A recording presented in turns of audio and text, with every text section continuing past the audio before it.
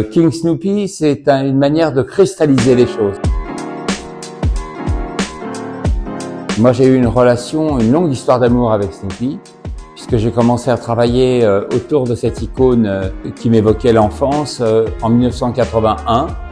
Et King Snoopy, c'est l'aboutissement. À la fois, je voulais un roi, je voulais un monarque, je voulais quelqu'un qui gouverne un royaume imaginaire.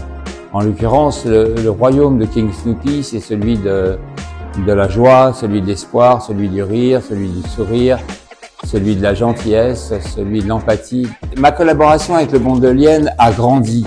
C'est comme une histoire d'amour, une histoire d'amitié, et comme la construction d'une collaboration qui est plus qu'une collaboration, puisque c'est un partenariat.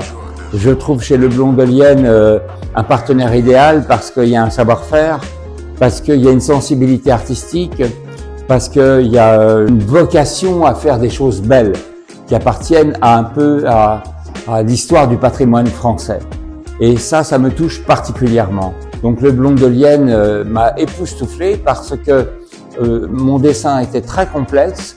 J'ai voulu refaire un manteau Teddy Bear, un manteau Snoopy que j'avais fait pour Vanessa Paradis, je crois fin 80, et le refaire physiquement en posant le Snoopy sur un socle.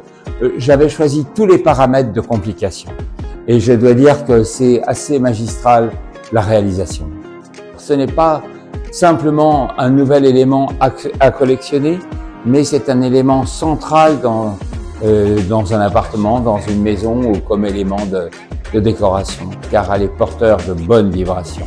Snoopy, il est particulier, il a 75 ans, j'ai le même âge que Snoopy. Vive Snoopy, Happy Birthday Snoopy, Happy Birthday to me, Jean-Charles, et puis encore de longues aventures.